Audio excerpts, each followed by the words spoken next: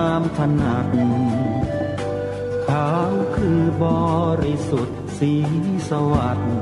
หมายพระไตรรัตน์และธรรมะคุมจิตไทยแดงคือโลหิตเราใสซึ่งยอมสละได้เพื่อรักษาชาติศาสนาน้ำเงินคือสีโสภาอันจอมประชาถ้าโปรดเป็นของส่วนองค์จักริ้วเข้าเป็นไตรรงค์จึงเป็นสีธงที่รักแห่งเราชาวไทยทหารอวตารนำไปยงยุทธวิชัยวิชิตก็ชูเกียรติสยาม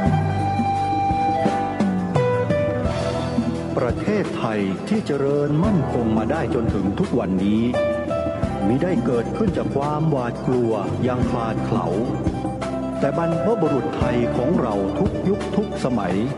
ล้วนแต่มีความกล้าหาญและชาญฉลาดปกป้องเอกราชสร้างชาติให้เกิดความมั่นคงโดยมีธงแห่งพระไตรรัตน์เป็นเครื่องนำชัย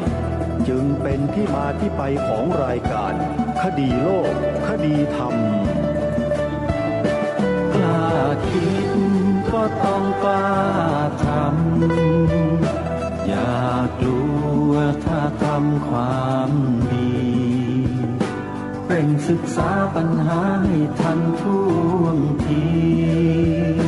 เมืองไทยจะพัฒนากว่านี้รายการดีๆคดีโลกคดีธรรมรายการดีๆคดีโลกคดีธรรม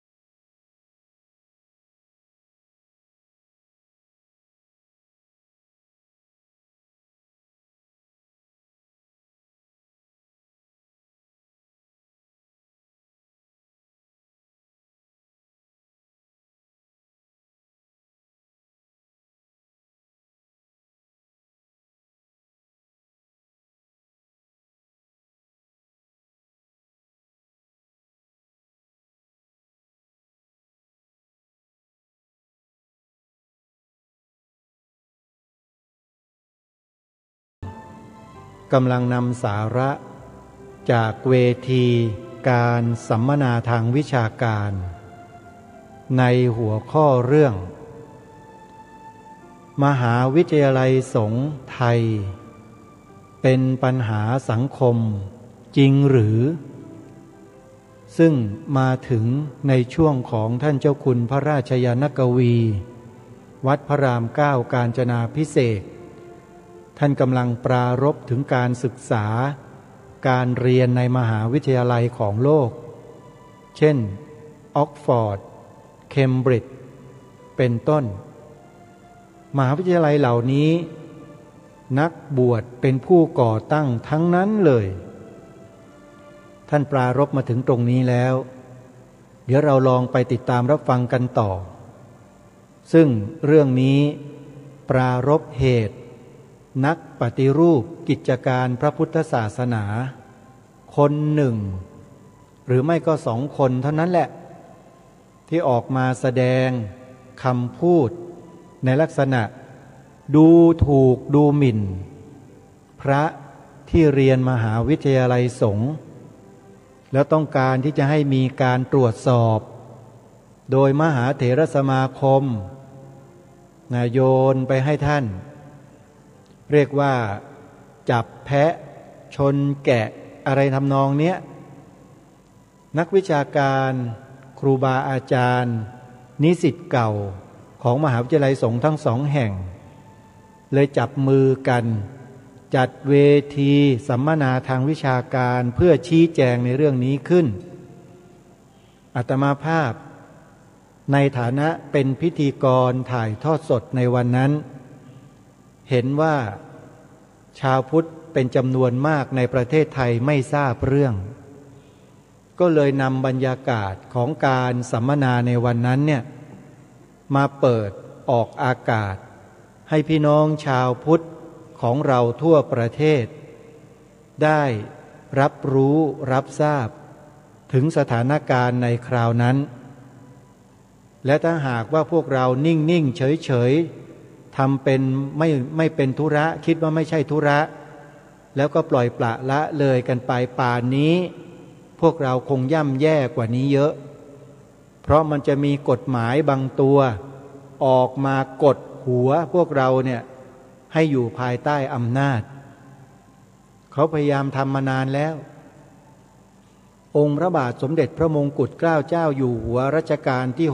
6ตรัสเตือนไว้ในบทพระราชนิพนธ์เทศนาเสือป่า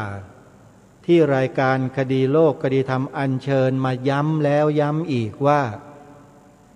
ผู้ที่คนอื่นเขาส่งเข้ามาปลอมแปลงเพื่อทำลายพระพุทธศาสนา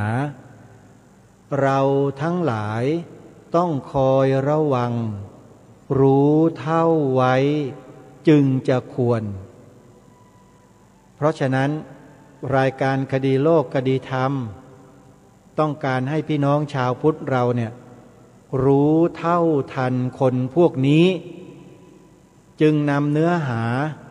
ดังกล่าวมาเปิดออกอากาศให้ฟังกันสักรอบหนึ่งเผื่อว่ามีท่านผู้ใดเกิดข้อสงสัยในใจขึ้นมาอยากจะถามผู้ดำเนินรายการก็จะได้โทรศัพท์เข้ามาถามกันได้เพื่อแก้ข้อสงสัยแต่ถ้าจะโทรมาเพื่ออย่างอื่นไม่รับประกันความปลอดภัยนะไม่มีอะไรหรอกโยมไม่ได้ไปฆ่าไปแกล้งใครหรอกแต่เขานั่นแหละจะได้รับผลกรรมบางอย่างก็ขอฝากไว้นะเอาละไม่ให้เป็นการเสียเวลาพระเดชพระคุณท่านเจ้าคุณพระราชยานกวีท่านปรารภค้างไว้เดี๋ยวเรามาติดตามรับฟังกันต่อเนื่องจากเมื่อวานนี้พร้อมๆกันเป็นบาทหลวงแล้วก็เป็นหมอเช่นหมอบรัดเลมารักษาคนแล้วก็เผยแพร่ศาสนาไปด้วยของเขาก็ตั้งขึ้นมารู้หรือไม่ว่า2 มหาวิทยาลัยเช่นออกฟอร์ดเคมบริดจ์ตอนนี้เนี่ยมีกี่สาขาวิชามากมายมหาศาลเรียนมันทุกชั้นทุกชนิดทุกประเภทแต่เทววิทยาก็มีอยู่เขาไม่ได้บอกว่าต้องให้บาทหลวงเท่านั้นเรียนคนอื่นอย่ามาเรียนนะต้องให้บาทหลวงเท่านั้นแล้วต้องเรียนเฉพาะเทววิทยาเท่านั้นเพี้ยนถ้าคิดอย่างนั้นน่ะเพี้ยนโลกนี้มันกว้างใหญ่ไพศาลมากก็ใช้มหาวิทยาลัยใช้ระบบการศึกษาเนี่ยของพระเนี่ยของบาทหลวงเนี่ยนำไปเลยสังเกตว่ามหามกุฏก็ดีมหาจุฬาก็ดีเกิดก่อนมหาวิทยาลัยทั้งหลายทั้งปวงในประเทศไทยด้วยซ้ำไปทำไมก่อนก็เพราะทรงเห็นว่าการศึกษาเดิมอยู่ในวัดอยู่แล้วถ้าหากพระซึ่งเป็นที่เคารพศรัทธาของผู้คนกระจายอยู่ทุกหมู่บ้านเนี่ยมีวิชาความรู้สอนประชาชนทุกอย่างก็จะง่ายขึ้นในการปกครองให้คนรู้จักบาปบุญคุณโทษชั่วดีเชื่อในกรรมเชื่อในผลของกรรมเชื่อว่าชาตินี้มีจริงชาติหน้ามีจริงตายแล้วเกิดใหม่ทำกรรมใดไว้ได้รับผลของกรรมง่ายๆพื้นฐานอย่างนี้ถ้าผู้คนเชื่อทุจริตคอร์รัปชันมันก็ไม่เกิด แต่พอมหาวิทยาลัยสงฆ์เปิดหลักสูตรนั่นหลักสูตรนี่ขึ้นมาให้ฆราวาสไปเรียนมีการกล่าวหาว่าพระเรียนทางโลกมีการกล่าวหาว่าพระเอาเปรียบชาวบ้านใจแคบไปไหมเนี่ยหรือว่าอิจฉาลักษณะจะอิจฉาหรือเปล่าใจแคบมากเพราะมันเป็นทางเลือกอีกทางหนึ่งในการสงเคราะห์ถ้าจะพูดแล้วนะไม่ใช่ว่าทุกคนเนี่ยไม่ใช่ว่าคนจนจึงเรียนมหาวิทยาลัยสงฆ์มาบวชพระไม่ใช่หรอกเศรษฐีอภิมหาเศรษฐีก็บวชก็เรียนนะบวชเหมือนกันถ้าไม่อยากเรียนมหาวิทยาลัยสงฆ์ก็ไม่ว่าเข้าป่าไปอยู่กับหลวงปู่มั่นหลวงพ่อชาไม่มีใครว่าอะไรพระฝรั่งก็ไปเป็นลูกศิษย์หลวงพ่อชาเยอะมากมหาวิทยาลัยก็คือใต้ต้นไม้หลักสูตรก็คือเรียนตลอดชีวิตนั่งสมาธิภาวนาไม่มีงบประมาณแผ่นดินนอกจากงบประมาณศรัทธาจากประชาชนใส่บาตรตอนเช้าทำวัดเช้าทำวัดเย็นตอนเย็นปัดกวาดไหว้พระไม่ต้องใช้งบประมาณของราชการแบบนี้ก็เป็นอีกทางเลือกหนึ่งส่วนใครจะเรียนอีกแบบนี้ก็เรียนไปทำไมเราไม่ให้ผู้คนเนี่ยมีทางเลือกเยอะๆเขาจะได้มีช่องทางหายใจได้คนไม่มีโอกาสทางศาสนาทางการศึกษาก็อาศัยศาสนาเรียนหนังสือได้ไม่เห็นเป็นไรเลยมันเป็นการสังคมสงเคราะห์อยู่ในตัวอยู่แล้วเพราะฉะนั้นทุกวันนี้การศึกษาของเรานี่มันแคบลงนะทำให้คนมีโอกาสยิ่งได้โอกาสคนได้โอกาสยิ่งหมดโอกาสเราจะเอาอย่างนั้นใช่ไหมล่ะทำไมเราไม่เปิดช่องหายใจให้คนได้เราจะปฏิรูปพระพุทธศาสนาเราจะปฏิรูปการศึกษาเราจะปฏิรูปคณะสงฆ์แต่ทำไมพูดแต่เรื่องผลประโยชน์พูดแต่เรื่องกายทุจริตส่วนตัวเองเนี่ยเป็นวจีทุจริตเนี่ยไม่ปฏิรูปมโนทุจริตล่ะปปงปราบปรามไหมวจีทุจริตมโนทุจริตหรือจะปราบปรามเฉพาะเส้นทางเดินของเงินดังเดียวแต่พระพุทธเจ้าพูดถึงตั้ง3อย่างแล้วเนี่ย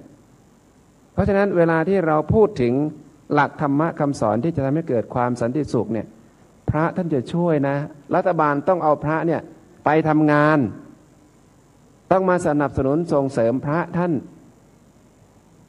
ให้ท่านไปทำงานช่วยรัฐบาลอีกทีหนึ่งเหมือนกับพระเจ้าอยู่หัวพระเจ้าแผ่นดินในสมัยรัชกาลที่5พระทำงานแทนท่านบ้านเมืองจึงสงบสุขร่มเย็นเวลาท่านไปเห็นจะยกย่องใครเอาพัดไปตั้งถวายบูชาพระไม่ใช่เอากิเลสไปให้พระนะบูชาเป็นศีลน้ำใจเป็นเหมือนกับว่าแสดงความเคารพสูงสุดให้ยศได้เพราะท่านเป็นเจ้าของยศก็ถวายยศก็แค่นั้นเองเราจะไปหลงประเด็นเพราะฉะนั้นคุณูปการของพระที่มีต่อประเทศไทยต่อโลกต่อสังคมเนี่ยมันยิ่งใหญ่ไพศาลมากโดยเฉพาะอย่างยิ่งคุณูปการของพระพุทธศาสนาที่มีต่อโลกตอนนี้มากมายมหาศาลละทุกมหาวิทยาลัยมีหลักสูตรพระพุทธศาสนาไม่ตรงตัวแต่มาในชื่อของคำว่า mindfulness institute มาเต็มไปหมดแล้วสถาบัน mindfulness หรือสถาบันสติปัฏฐานมาเต็มไปหมดเลยไปถามดูเลยไปดูว่ามหาวิทยาลัยต่างๆเนี่ยเห็นคุณค่าของพระพุทธศาสนาแค่ไหนเพราะโลกแห่งความเร็วคือโลกที่ต้องการสติถ้าความเร็วแล้วเสียสติหายนะมันก็เกิดเพราะฉะนั้นโลกยุคนี้เป็นโลกยุคความเร็วรุนแรงร้อนเร็วแรงจึงต้องมีสติกำกับและสติที่ดีที่สุดมาจากไหนมาจากการทำสมาธิภาวนาให้นิ่งให้สงบโลกทุกวันนี้เป็นโลกแห่งการยึดมั่นถือมั่นเกิดทิฏฐิมานะแล้วตัวที่จะไปละลายคืออะไรคือวิปัสสนากรรมฐานพระพุทธศาสนากลายเป็นเพชรเม็ดงามของโลกแล้วตอนนี้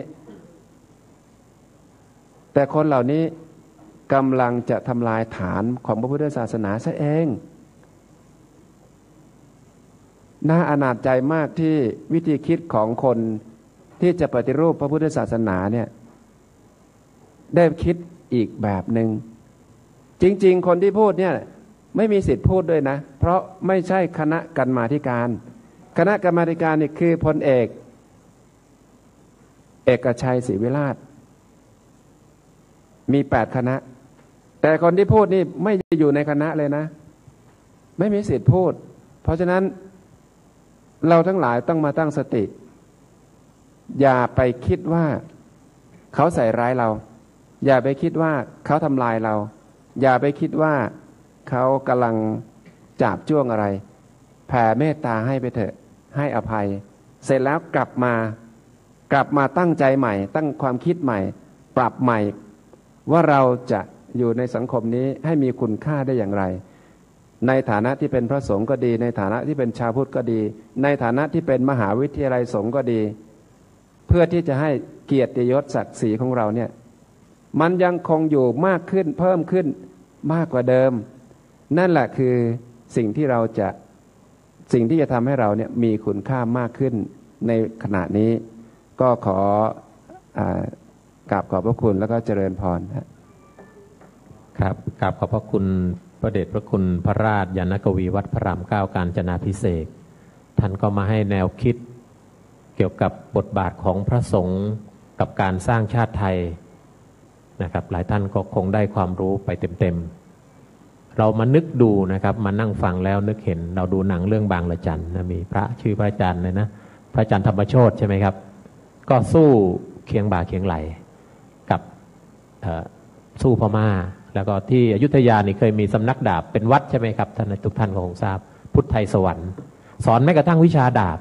ส่วนวิชาแพทย์แผนโบราณหมอหรือว่าอะไรต่างๆนะมีเยอะนะครับพอพูดถึงตรงนี้นี่นะครับก่อนที่จะเข้าสู่ท่านผู้อภิปรายถัดไปนะครับอยากจะให้หลายท่านดูตรงนี้นิดหนึ่งนะครับคือประเด็นที่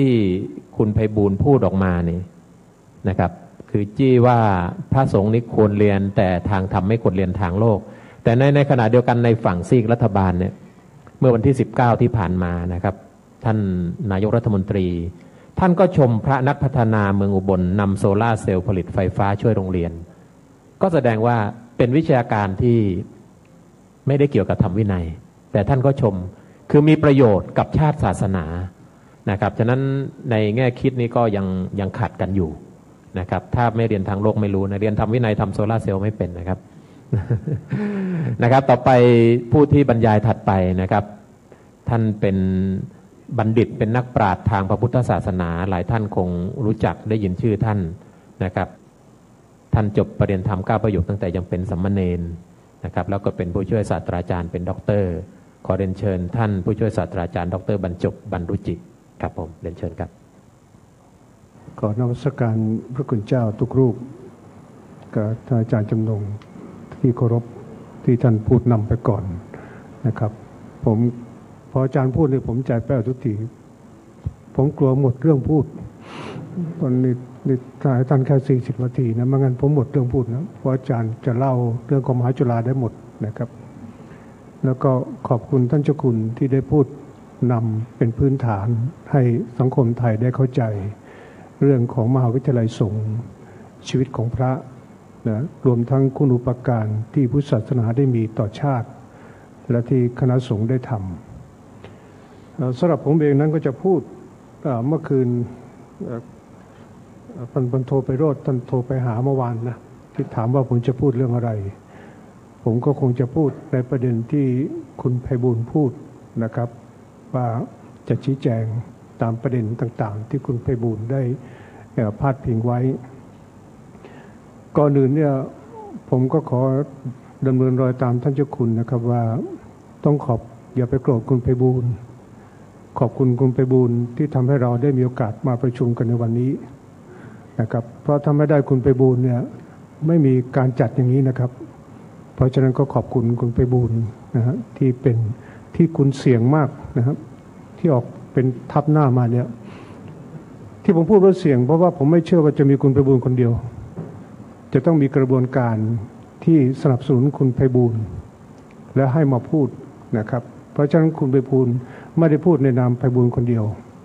แต่มันต้องมีกลุ่มคนที่อยู่เบื้องหลังอย่างน้อยที่สุดก็คณะกรรมการปฏิรูปต้องร่วมรับผิดชอบกับไพบูลย์ด้วย กับเหตุการณ์ที่เกิดขึ้นเพราะฉะนั้นจึงขอขอบคุณในเบื้องต้นแล้วจากนี้ไปก็จะขอชี้แจงตามที่คุณไพบูลย์ได้ตั้งนะครับประเด็นไว้แต่ทำไมคุณไพบูลย์จึงมองมหาวิทยาลัยสงฆ์โดยเฉพาะพุ่งเป้าคือคุณไพบูลย์ท่านพุ่งเป้ามาตลอดตีเป็ดตีป่าไปหมดนะฮะตั้งแต่มหาเถรไปหมดจนกระทั่งมาถึงมหาจุฬาประเด็นที่ผมตั้งคำถามอยู่ในใจเนี่ยขอโทษท่านเจ้าคุณนะครับว่ามันอาจจะขอโทษด้วยที่คำถามเนี่ยไม่ได้เจตนาจะพาดพิงให้เสียแต่ถามว่าคุณไพบูลย์พูดถึงมหาจุฬาในลักษณะเสียหายเนี่ยมหามกุฏถูกข้ามไปได้ยังไงอันนี้ผมไม่ได้ถามเพื่อให้เจ้าคุณเสียนะหรือมหามกุฏกับผมทะเลาะกันนะไม่ใช่แต่ผมถามว่าทำไมทั้งที่สองมหาวิทยาลัยเนี่ยคือมหาวิทยาลัยสงฆ์เหมือนกันจัดการศึกษาเหมือนกันแบบเดียวกันลงทีละแห่งนะฮะคือเอามหาจุฬาก่อนนะแล้วเข้าไปตีมหามกุฏถ้าอย่างนั้นก็มีคำตอบนะฮะจากท่านเจ้าคุณแล้วว่าคุณไพบูลย์ตีทีละแห่งนะครับคือคำถามนี้ไม่ได้ถามแบบที่ผมจะไปมีอคติต่อมหามกุฏไม่ใช่แต่ถามว่าทำไมคุณไพบูลย์ถึงได้มองข้ามตรงนั้นไปทำไมไม่ตีรวมมันจะได้แก้ปัญหาไปสักคราวเดียวไปเลยถ้ามันเป็นปัญหานะครับตรงนี้เพราะถ้ามาแก้ที่มหาจุฬาตกปั๊บมหามกุฏก็ยังอยู่หรือจะตามไปตีแบบที่ท่านเจ้าคุณว่าตีทีละแห่งนะฮะมันเสียเวลานะคุณไพบูลย์นะผมว่าเพราะฉะนั้นก็ไหนก็ตีรวมไปเลยนะพวกผมสองมหาวิทยาลัยจะได้ออกมาพร้อมกันนะปล่อยมาทีละขยักอย่างนี้ได้ยังไงนะครับ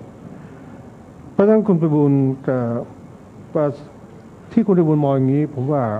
หนึ่งคงมองคุณไพบูลย์เนี่ยคงไม่ใช่ความคิดคุณไพบูลย์คนเดียวแต่จะต้องตกผลึกมาจากคณะปฏิรูปที่พูดแล้วพูดอีกเพราะในที่นั้นเนี่ยมีคนที่มีอคติต่อพระต่อศาสนาอยู่จำนวนหลายคนซึ่งผมพอรู้จักนะครับก็ไม่ต้องเอ่ยชื่อเขาเพราะเดี๋ยวเขามาฟ้องผมส่วนตัว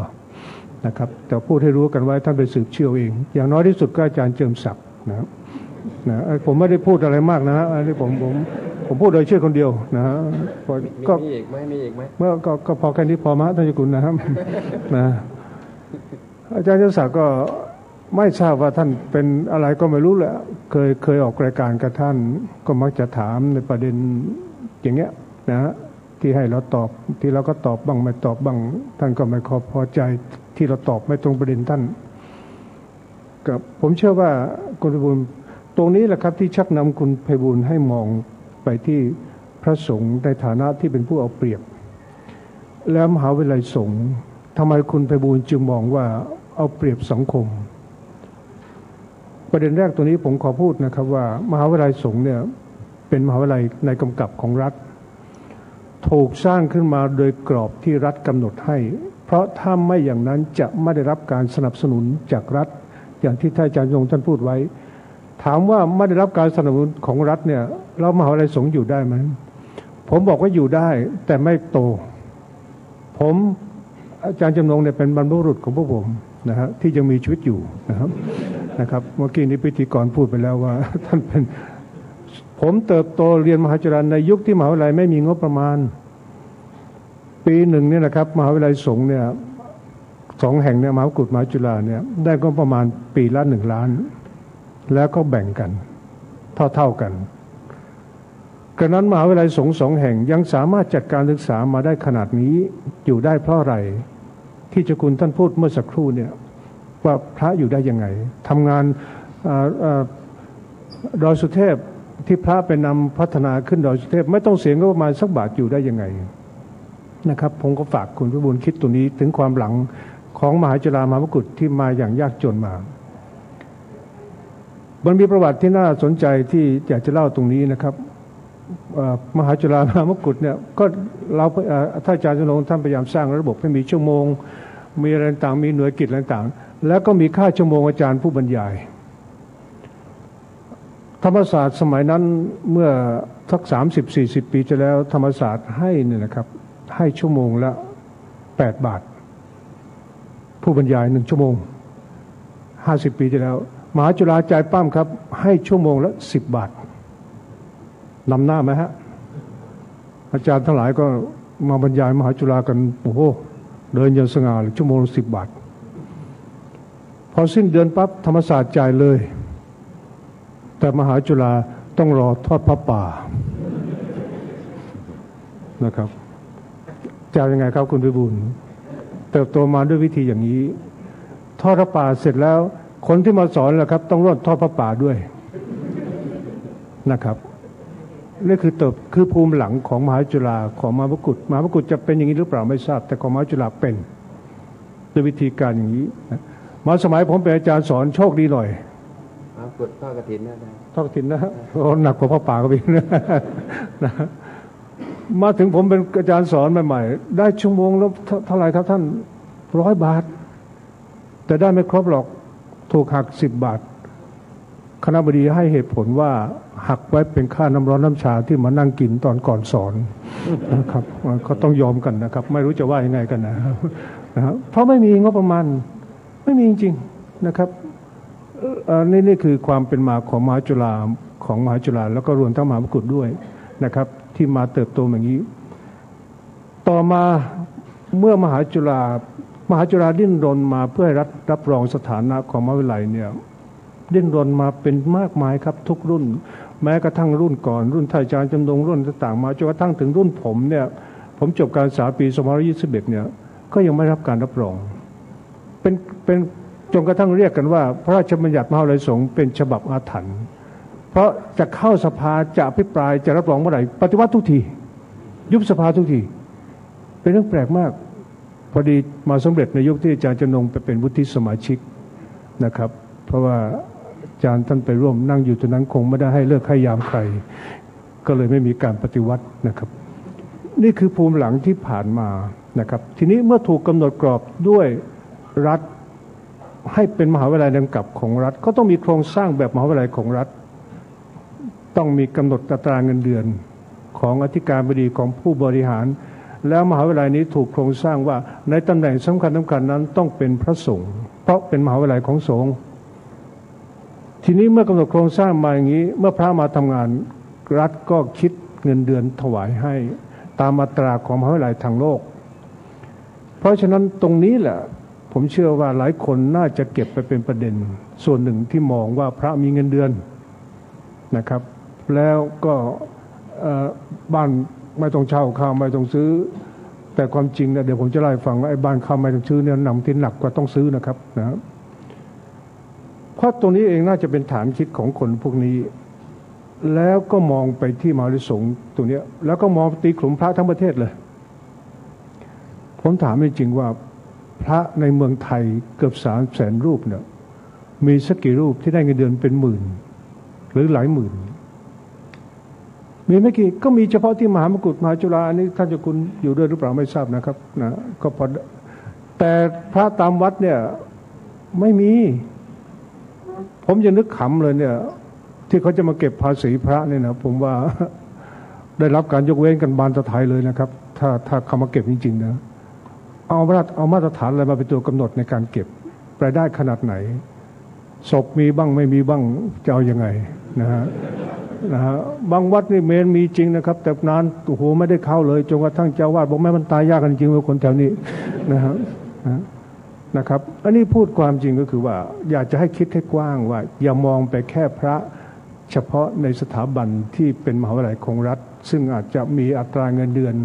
ที่ถูกกำหนดด้วยพระราชบัญญัตินะครับตรงนั้นแต่พระที่ไม่ได้มีเนี่ยเยอะมากนะครับตรงนี้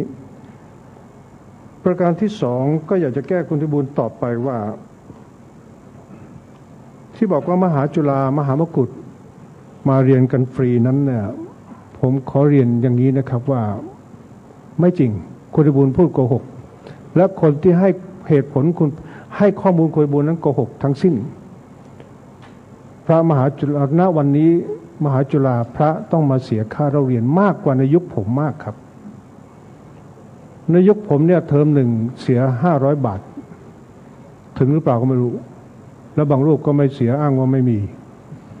นะครับเพราะไม่มีจริงๆนะ เงินซื้อมะขามป้อมตอนพักเที่ยงยังเรียรายกันทั้งห้องนะมะขามป้อมถุง5 บาทเรียรายเงินทั้งห้องนะครับแล้วให้พวกไปซื้อมะขามป้อมข้างล่างนะครับแต่ณวันนี้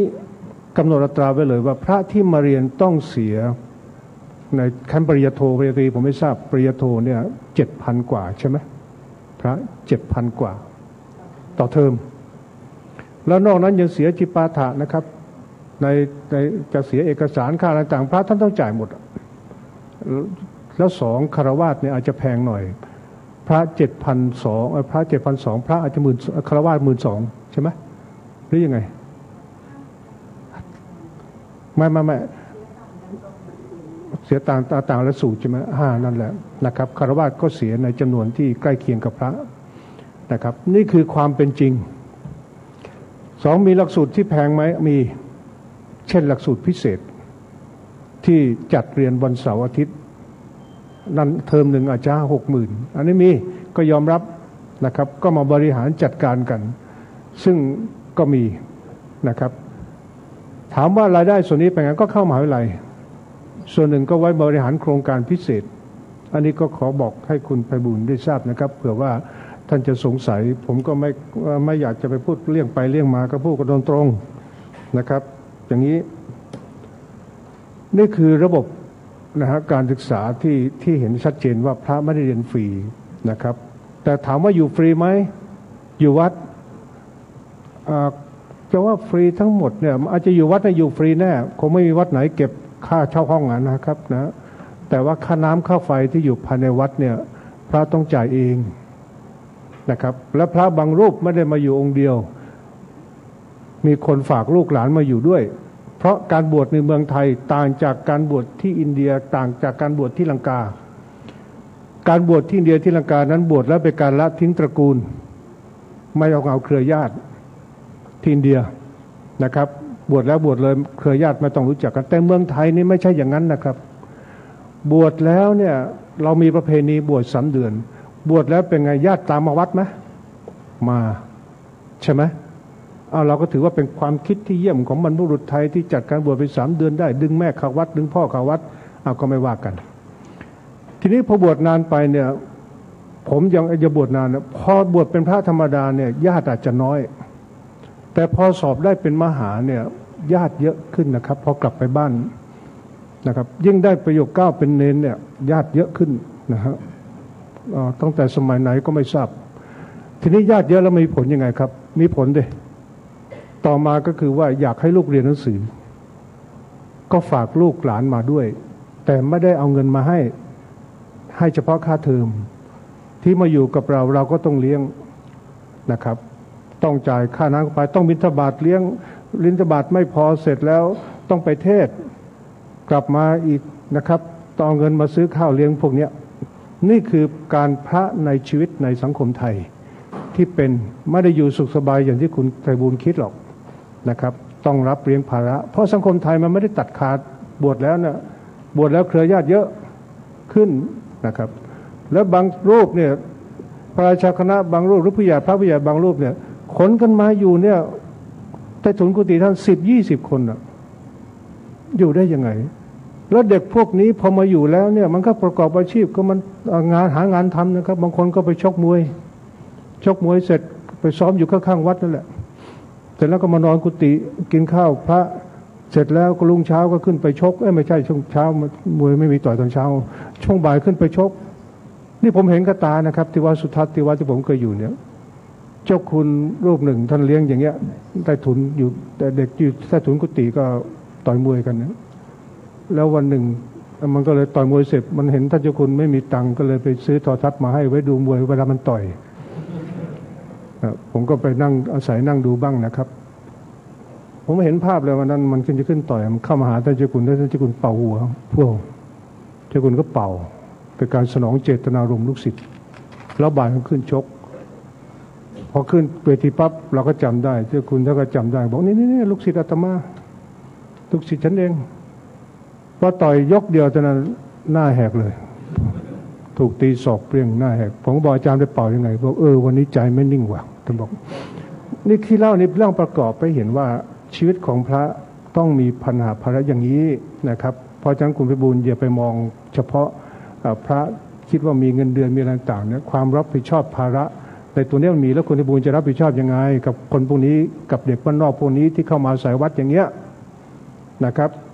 เพราะฉะนั้นถ้าคุณไพบูลย์คิดจะปฏิรูปคณะปฏิรูปจะคิดปฏิรูปเนี่ยปฏิรูปไม่ให้พระจับเงินเนี่ยผมก็ว่าผมก็เห็นด้วยนะทำไมแต่ต้องคิดต่อไปว่าแล้วจะให้ท่านใช้เงินยังไงคือไม่ให้จับเงินก็ได้แต่ว่าแล้วจะให้ท่านใช้เงินยังไงหนึ่งเวลาท่านจะไปมหาจุฬาเนี่ยต้องนั่งแท็กซี่ไปเนี่ยจะทำยังไงจะให้ท่านบอกพอขึ้นแท็กซี่แล้วลงแท็กซี่ปั๊บโยมเอาบุญนะมันก็ได้ครั้งเดียวแท็กซี่จากนั้นมาเห็นพระก็วิ่งหนีแล้วนะครับเนี่ยจัดการให้ด้วยว่าถ้าไม่ให้พระจับเงินกับชีวิตแล้วจะให้ท่านดำเนินชีวิตยังไงในสังคมปัจจุบันมีคนถามพระ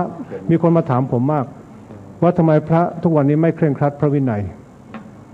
ผมบอกว่าสภาพสังคมปัจจุบันเนี่ยทำให้พระปฏิบัติตามพระวินัยได้ครบ 100% ยากมากนะครับท่านคิดเหมือนผมไหมเพราะพระในสังคมไทยในที่สุดต้องมาเกี่ยวข้องกับสังคมมันจึงมีคำอันหนึ่งที่เกิดขึ้นในวงการศาสนาว่า engage Buddhism บางคนก็เติมเข้าไป socially engage Buddhism พุทธศาสนาที่ผูกพันกับสังคมพุทธศาสนาที่ผูกพันกับสังคมในที่สุดคนไม่ได้มาเพื่อต้องการปฏิบัติธรรมทั้งหมดแต่ต้องการมาคุยกับพระเรื่องนี้พระธรรมทูตที่อเมริการู้ดีเพื่อนผมอยู่พระเพื่อนผมที่ไปอยู่เป็นพระธรรมทูตอยู่ที่อเมริกาเนี่ยวันหนึ่งท่านกลับมาเนี่ยโอ้โหผมไปเจอท่านหน้ากุฏิท่านยืนตาลอยแล้วผมขาวโพลนนะครับจากพระหนุ่มนะกลับมาในหัวขาวโพลนเลยแล้วยืนตาลอยผมไปเจอหน้าท่านก็ถามบรรจบใช่ไหมผมบอกใช่หลวงพี่เป็นอะไรไปถ้าบอกไม่ไหวว่าหลวงพี่มาทำไมเมืองไทยทำไมมารักษาโรคประสาทท่านบอก นี่ถ้าพูดจริงๆผมถามว่าพี่เป็นอะไรถึงเป็นโรคประสาทท่านบอกโอ้โหไม่ไหวเราไปอยู่ที่เมืองไทยคนไทยมันแตกแยกกันมากวัดที่ท่านอยู่มันเข้านะมีทั้งคนเข้าทุกระดับกลุ่มหนึ่งเป็นกลุ่มพวกเมีย GI นี่เขาถือว่าเป็นพวกโลโซนะอีกกลุ่มหนึ่งคือพวกชั้นสูงพวกหมอพวกนักกฎหมายพวกอะไรที่เขาไฮโซสองกลุ่มนี้พอเข้ามาวัดไทยก็จะมาด่าคือจะไม่เข้าพร้อมกันนะจะเข้ามาทีละกลุ่มแล้วก็มาด่าอีกกลุ่มหนึ่งให้พระฟังพระก็นั่งเนี่ยไม่ฟังไม่ได้ไม่ฟังยั่วหาว่าไม่ให้ความสนใจฟังเสร็จด่าเสร็จปั๊บกลับเดี๋ยวพวกไฮโซมาแล้วไฮโซก็มาด่าไอ้กลุ่มโลโซเนี่ยให้พระฟังพระก็นั่งไม่มีสิทธิ์ตอบโต้อะไรเลยแล้วไม่มีสิทธิ์ไม่ฟังต้องนั่งฟังพระไม่งั้นเดี๋ยวไม่มาทำบุญนะครับในที่สุดท่านก็ฟังแล้วเครียดในที่สุดก็ประสาทประเสริฐกลับหมดเลยแล้วก็หัวเหองอกหมดนะฮะกลับมาเมืองไทยนี่เป็นความจริงเนี่ยท่านยังหัวเราะผมอยู่นะผมก็เอาเรื่องท่านมาเล่าที่เมืองไทยแล้วมันเทปมันหลุดไปยังไงไม่รู้ไปที่อเมริกาท่านจะนั่งหัวเราะผมอยู่มันจบเผาเราหนึ่งวันเนี่ยมาบอกนะแล้วมันเรื่องจริงนะครับนี่คือพระนะครับคนไทยไม่ได้เข้าพระวัดแบบคนอินเดียโบราณที่จะมาศึกษาธรรมะทั้งหมดเข้ามาบางทีมานั่งคุยมาคุยนะครับแล้วคนไทยที่อเมริกาเหมือนคนไทยที่ประเทศไทยพอถึงเวลาตีละครั้งทางวัดปั๊บเดินออกนอกวัดไปอยู่ข้างนอกเพื่อให้พ้นรัศมีของการสวดมนต์พอพระสวดเสร็จปั๊บกลับมาคุยต่อนะครับผมไปรู้เรื่องสุนารีตั้งท้องเนี่ยที่วัดไทยธรรมารามที่ชิคาโกนะเพราะคนไทยเอาหนังสือพิมพ์มานั่งคุยกันที่วัดนะครับนี่คือผมจะเล่านี่คือเรื่องที่ต้องชี้แจงว่าสังคมไทยมันไม่ได้เป็นไปบริสุทธิ์เพียวอย่างสมัยครั้งพุทธกาลแล้วนะครับคนไทยไม่ได้ต้องการพระอย่างนั้น 100% ต้องการพระที่ทำหน้าที่เป็น socially engaged Buddhism ด้วยในขณะที่เราอยากจะได้บอกอยากได้พระดีแต่พระดีในสังคมไทยคือยังไงกำหนดลงมาสินะครับให้มันชัดพอไปเจอพระที่ท่านดีจริงๆไม่เคยพูดไม่เคยจาด่าอีกนะโอ้ยิงกินข้าวชาวบ้านแล้วถามไม่พูดเอาไปโน่นอีกอะไรกันนักหนานะครับผมต้องบอกสังคมไทยเป็นสังคมที่สับสนมากหนึ่งการเมืองก็หาข้อนิยามยังไม่ได้นะครับว่าจะเอายังไงถึงจะเป็นการเมืองที่ดีนะร่างรัฐธรรมนูญก็ร่างกันไปนะเดี๋ยวเพราะว่าเดี๋ยวก็ร่างอีกเชื่อเถอะนะครับผมพูดพาดพิงการเมืองไปนะครับผมว่าเดี๋ยวก็ร่างอีก เพราะมันร่างด้วยอคติอย่างวันนี้คณะปฏิรูปที่จะมาพูดก็พูดด้วยอคติเพราะฉะนั้นไม่มีทางสำเร็จคุณไพบูลย์ไม่มีทางปฏิรูปอะไรได้เลยเพราะคุณเข้ามาคุณก็จุดไฟแล้วนะครับทีนี้ต่อมาครับทีนี้การเรียนวิชาทางโลกของมหาจุฬามหากุฏเนี่ย คือเป็นอย่างนี้ครับที่ท่านพูดเมื่อกี้นี้เนี่ยครับที่บอกว่ารัชกาลรัชกาลที่5ตั้งมหาจุฬามาเพื่อต้องการให้เรียนพระไตรปิฎกกับวิชาการชั้นสูงเนี่ยนะครับวิชาการชั้นสูงเนี่ยตีความกันไปต่างแต่ถ้าเอาบริบทในสมัยรัชกาลที่5มาพูดแล้วเนี่ยวิชาการชั้นสูงเป็นอะไรไปไม่ได้นอกจากวิชาการทางโลกซึ่งสมัยนั้นถือว่าเป็นวิชาการชั้นสูงเพราะรัชกาลที่5ส่งพระโอรสไปเรียนต่างประเทศกลับมาแล้วก็เอาและลูกหลานขอโทษพระโอรสนั่นแหละก็กลับมาพัฒนาประเทศและเรื่องนี้แหละที่พระองค์เป็นห่วงมากท่านบอกต่อไปภายภาคหน้าคนไทยไปเรียนต่างประเทศกันมากเอาธรรมเนียมฝรั่งมาเยอะต่อไปในแล้วก็ความรู้คนไทยก็จะเยอะขึ้นต่อไปในภายภาคหน้าคนเหล่านี้จะใช้ความรู้ในทางโกงชาติบ้านเมืองได้คล่องขึ้นจึงรับสั่งสมเด็จพระมหาสมณเจ้ากรมพระยาวชิรยานวโรสซึ่งเป็นพระอนุชาให้แต่งหนังสือเตือนใจคนไทยไว้ในยุคนั้นให้ได้เรียนแล้วพระอนุชาของพระองค์ก็ทรงปฏิบัติสนองพระราชดำริด้วยการร่างหนังสือขึ้นมาฉบับหนึ่งแต่งหนังสือขึ้นมาหนังสือฉบับนี้เป็นภาษาไทยล้วนเลยจัดทำเป็นหมวดหมู่เช่นหมวด2หมวด3หมวด4หมวด2ก็ขึ้นต้นด้วยความเลือกได้2ความรู้ตัวมีอุปการะมาก2อย่างอะไรพวกนี้ส่งไปให้พระองค์ท่านดูพระองค์ท่านทอดพระเนตรท่านบอกว่าถ้าเอาภาษาไทยล้วนๆมันเหมือนกับเดินกลางทุ่งวงเวงไม่มีหลักเพราะฉะนั้นให้ไปเอาภาษาบาลีมาใส่สมเด็จพระเจ้าก็ทรงสนองอีกด้วยการที่ไปเอาค้นเอาคำบาลีมาใส่เช่นทำอุปการะมาก2อย่าง1สติความเลือกได้2สัมปชัญญะความรู้ตัวหนังสือเล่มนี้แหละครับและพระวิชาของพระองค์คือสมเด็จพระมหาสมณเจ้าก็ทรงใช้สอนทดลองสอนพระบทใหม่ที่วัดบวรจึงตั้งชื่อว่านวโกวาทเป็นหนังสือธรรมะเล่มแรกที่ทรงรับสั่งให้ผลิตขึ้นให้เขียนขึ้นเพื่อต้องการใช้สอนคนไทยที่มีการศึกษาทางตะวันตกสูงมากแล้วนะครับเพราะฉะนั้นวิชาการชั้นสูงอย่าไปตีความอะไรเลยครับบางท่านก็หนักนั่นทุกวันนี้ที่มานั่งตีความกันที่มหาจุฬาเนี่ยผมฟังแล้วผมก็ไม่รู้จะพูดยังไงเพราะครูบาอาจารย์ท่านนั้นบางท่านก็บอกเนี่ยชั้นสูงเนี่ยอภิธรรมเพราะท่านเรียนอภิธรรมมาผมบอกอภิธรรมได้ไงอาจารย์อภิธรรมอยู่ในพระไตรปิฎกแล้วท่านก็เงียบนะไม่พูดต่อถ้าท่านไม่พูดต่อเราก็ไม่รู้จะอธิบายไงต่อนะครับเพราะท่านฉลาดนะพอรู้ว่าท่านแพ้แล้วท่านเงียบนะครับ2วิชาการชั้นสูงเป็นวิชากรรมฐานวิชากรรมฐานมันก็อยู่ในพระไตรปิฎกแล้ว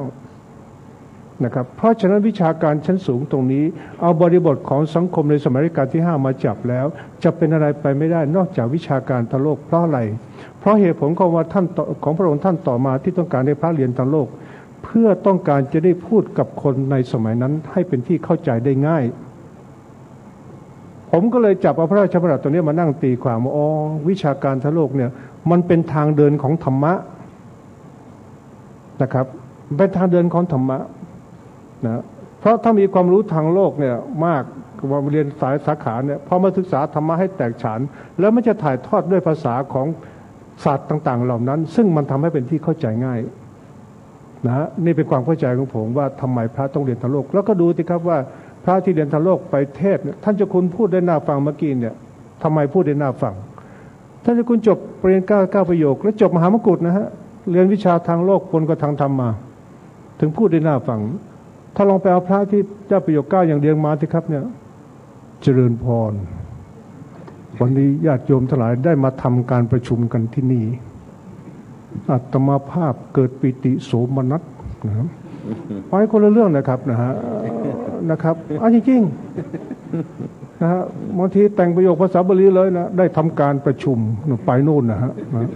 พวกเขาบอกทำไมต้องได้ทำการวะนะครับนี่เป็นเพราะนี่อานิสงส์ของการที่เรียนทางโลกวันนี้ผมเสียดายนิดเดียวว่าไปเอาคฤหัสถ์ขึ้นมาเยอะเกินไปมันจะไปเข้าทางคุณไพบูลย์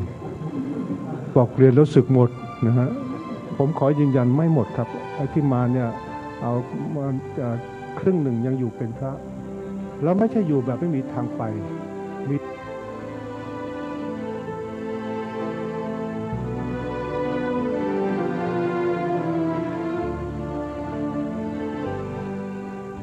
ท่านสาธุชนทั้งหลาย เราได้ฟังการอภิปรายมาถึงช่วงหนึ่งโดยวิทยากรที่กำลังพูดอยู่ก็คือท่านอาจารย์บรรจบบรรณรุจิที่เราในวงการพระพุทธศาสนารู้จักกันดีในฐานะที่อาตมาภาพเป็นผู้ที่อยู่ในเหตุการณ์ตรงนั้นก็ต้องขอ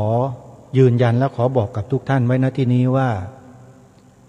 การที่นำเทปการอภิปรายทางวิชาการของมหาวิทยาลัยสงฆ์ทั้งสองแห่งซึ่งนำบุคลากรชั้นแนวหน้าของสถาบันมาชี้แจงให้กับสังคมได้รับทราบถึงความเป็นไปของสถานการณ์ทางพระพุทธศาสนาที่มีฝ่ายการเมืองรุกเข้ามาแล้วใช้วาจากล่าวจาบจ้วงโจมตีใส่ร้ายก็จึงเป็นหน้าที่ของสถาบันดังกล่าวจะต้องนำบุคลากรออกมาชี้แจงแก้ปรับประวาทอาตมาภาพก็มีหน้าที่นำมาเผยแพร่ให้พี่น้องชาวพุทธในประเทศไทยของเราได้รู้ได้เห็นได้เข้าใจได้ทราบเพราะเรื่องนี้เป็นเรื่องสำคัญเป็นเรื่องใหญ่เป็นเรื่องที่ชาวพุทธทุกคนจะต้องช่วยกันถ้าหากว่าเราบอกว่าไม่ใช่ภาระธุระไม่ใช่หน้าที่แล้วก็ร่วมกันปล่อยปละละเลยมีแต่ความเห็นแก่ตัวเราก็ไม่สามารถจะรักษาพระพุทธศาสนาของเราเอาไว้ได้การศึกษาทางโลกการศึกษาทางธรรมมันคือการศึกษาหาความรู้ส่วนจะนำไปทำอะไรประกอบอะไรไปใช้อะไรนั้นพระสงฆ์ท่านมีวุฒิภาวะพอที่จะสามารถนำไปใช้ให้เป็นประโยชน์ให้เกิดประโยชน์ต่อสังคมประเทศชาตินี้ได้แล้วก็บางทีก็อาจจะใช้ได้ดีกว่าคฤหัสถ์ด้วยเพราะอะไรเพราะพระสงฆ์ท่านไม่มีอำนาจที่จะใช้ไปในการทุจริตคอร์รัปชันโกงบ้านกินเมืองเหมือนอย่างที่ผ่านๆมาโยมไม่มีสิทธิ์เลยพระเนี่ยเพราะฉะนั้นใครที่กลัวพระว่าเรียนทางโลกแล้วจะไปเป็นอย่างนั้นเป็นอย่างนี้พวกนี้เขาเรียกว่าพวกฟุ้งซ่านคิดมากรายการคดีโลกคดีธรรมก็เลยมาบอกกับพวกเราชาวพุทธทั้งหลายว่าอย่าหลงทางอย่าไปหลงเชื่อคนพวกนี้กันแล้วกันฝากไว้ยังไม่จบนะเดี๋ยววันพรุ่งนี้เรามาติดตามรับฟังกันต่อวันนี้เวลาของรายการหมดลงแล้วอาตมาภาพต้องขอสมมุติยุติไว้แต่เพียงเท่านี้พบกันใหม่ในวันพรุ่งนี้ขอความสุขสวัสดีในธรรมแห่งองค์สมเด็จพระบรมศาสดาสัมมาสัมพุทธเจ้าจงปรากฏเกิดมีขึ้นในจิตใจของท่านผู้ฟังทุกท่านทุกคนเทอญขอเจริญ